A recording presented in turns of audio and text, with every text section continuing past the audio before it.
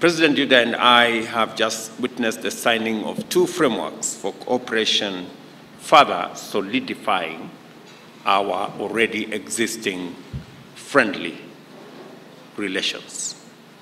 The MOU on agricultural cooperation and MOU on tax solidarity program.